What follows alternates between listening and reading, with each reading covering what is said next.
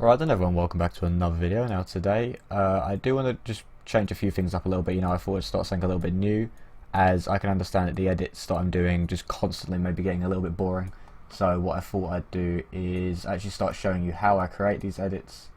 Now, I'm sorry, I just had to drag that over from my second monitor as you would not have been able to see it, so it's going to be a little bit cramped on the screen right now. But what we're going to do today is I'm going to show you how I create the black cinematic bars that you would have seen at the beginning of this video as a preview, and I basically use it in all my videos. It makes everything look so much nicer in my opinion.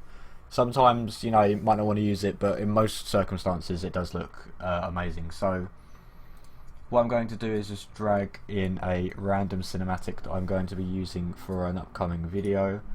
We're going to remove the audio, so I'm going to right click, go to group and remove from. Then I'm going, oh fuck, right, make sure that only the audio is selected, right click, group, that is already removed from, so we can go delete, my bad. And now I'm going to stretch this video out a little bit because it's meant to be slowed down for the cinematic purposes. And as you can see up in the preview, that is what we're going to be working with. It doesn't really matter what the clip is, to be completely honest, so that's what I'd show you. Now what I'm going to do is insert a new video track. What I did was I right clicked over here on this grey area and then just inserted it.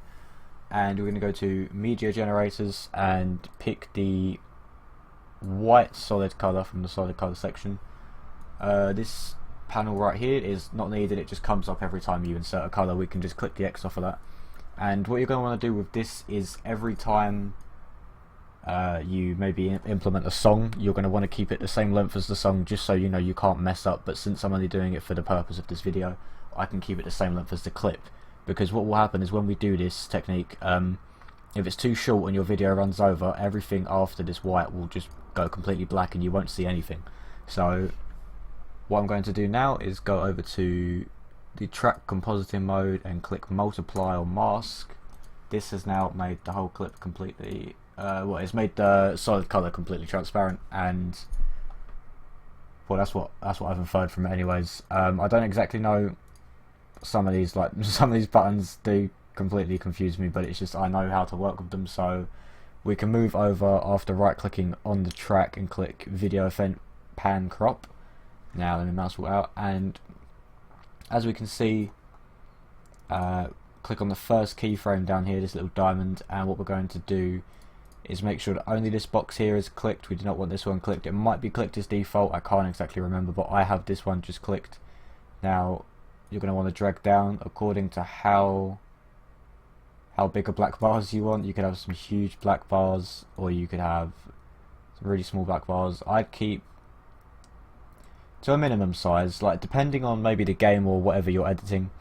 If you're editing something that's not a game, you could have some quite big black bars, like reasonably big.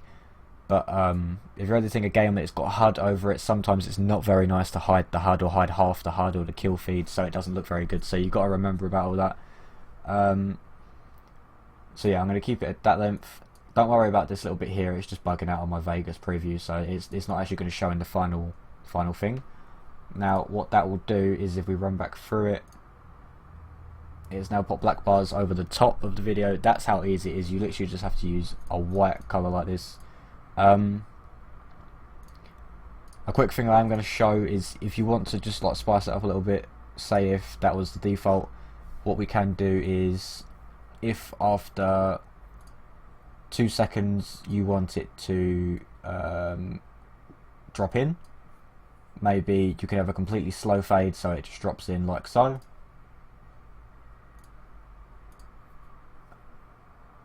Sometimes that's quite nice when you're introducing your video. Or what you really might want to do is first of all make sure that this over here is selected sync cursor, so when I click on the previous frame it will also move back over here. We're going to go back to about here. Now just go back about 5 or 6 keyframes, maybe only 2 or 3 depending on how fast you want it to zoom in, and we can click on this keyframe, right click and click restore, so it goes back to the default size. What this has done is basically kept the duration of time that it stays normal for. It's just expanded it, and then all of a sudden it's going to start dropping in like this. So now as you can see, the cinematic is completely normal and the black bars drop in like that, and then they'll carry on throughout the whole thing. So that's been this video. If you want more tutorials on how to make certain parts of edits, I can definitely do them. If this is the first video you've watched, obviously I've got loads of edits on my channel. Some of them I've used the techniques I'm going to be showing, some of them I haven't. I'm bringing out so many new techniques, and I'm currently working on a lot of things, so a lot of big projects. Hope you all enjoyed this video, hope it helped, and see you next time.